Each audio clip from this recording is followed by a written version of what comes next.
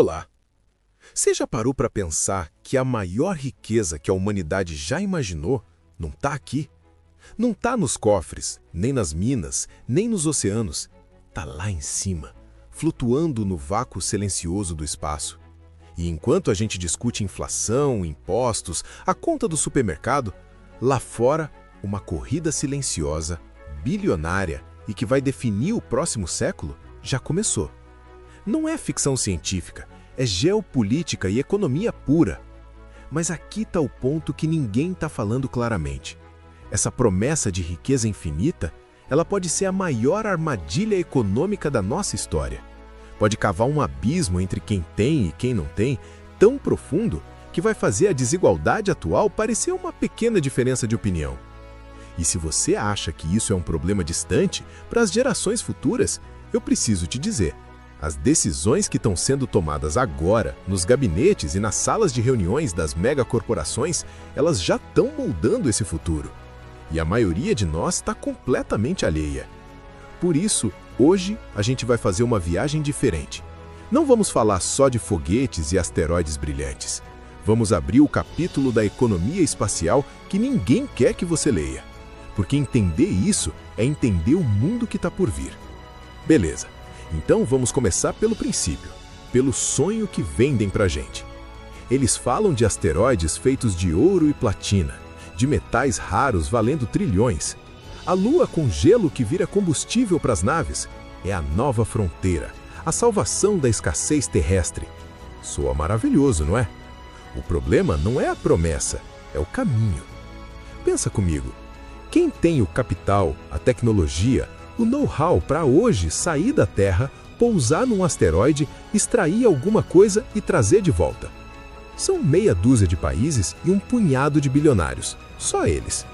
O investimento é estratosférico, literalmente.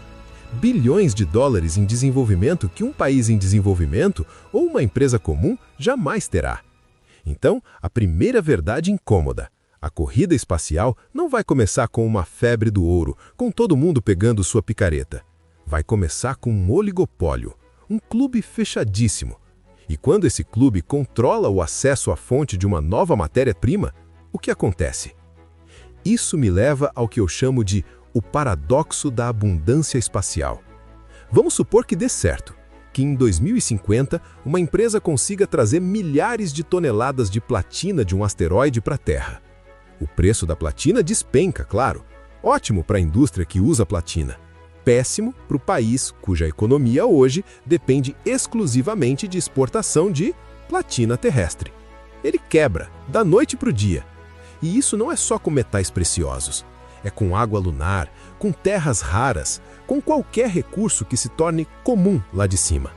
A gente vê países inteiros, economias regionais sendo obliteradas não por uma guerra, mas por uma carga útil que chegou do espaço. É um colonialismo de alta tecnologia.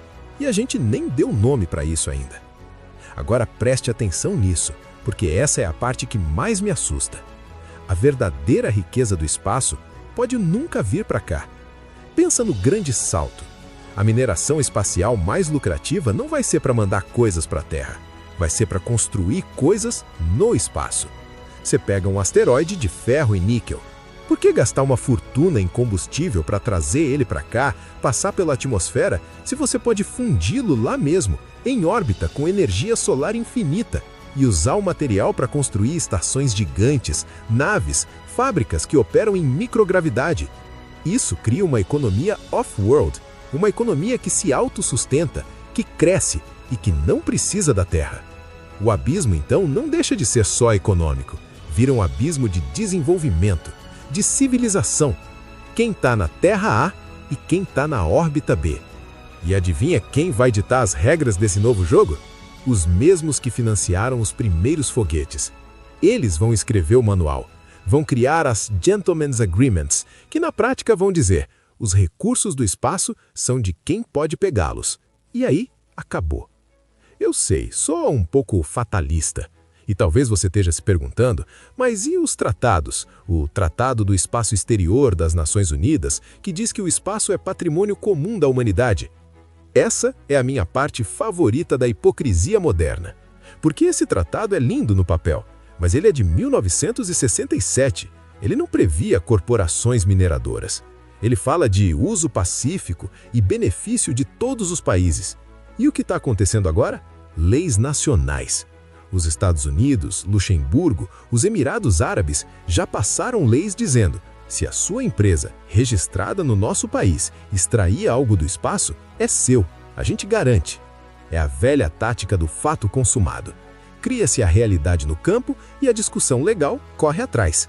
E quem perde? A ideia de patrimônio comum. Então, qual é o caminho? Desistir? Claro que não.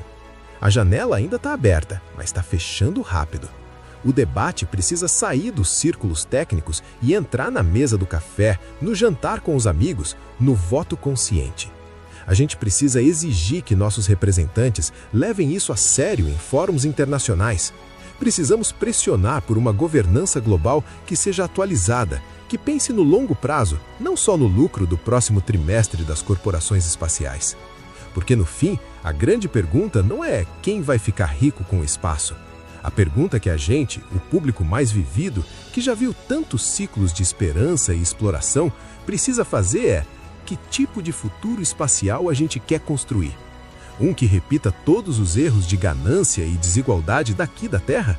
Ou um que finalmente aprenda com eles? Esse é o verdadeiro recurso que a gente não pode desperdiçar: a chance de fazer diferente. Se esse tipo de conversa, que vai além da superfície, que tenta conectar os pontos entre tecnologia, economia e o futuro que a gente está construindo, se isso faz sentido para você, então você está no lugar certo. Inscreva-se no canal. Aquele sininho, ativa ele. Porque a ideia aqui é justamente essa: trazer esses web documentários de curiosidades para um lugar com mais profundidade, mais bagagem, mais conexão. Eu quero que a gente continue essa conversa. Nos comentários, me diz, você acha que ainda dá tempo de criar regras justas para o espaço ou o jogo já está ganho pelos grandes players? E se você tem um amigo que adora um bom debate de futuro, compartilhe esse vídeo com ele. Por hoje é só. Um abraço e até a próxima!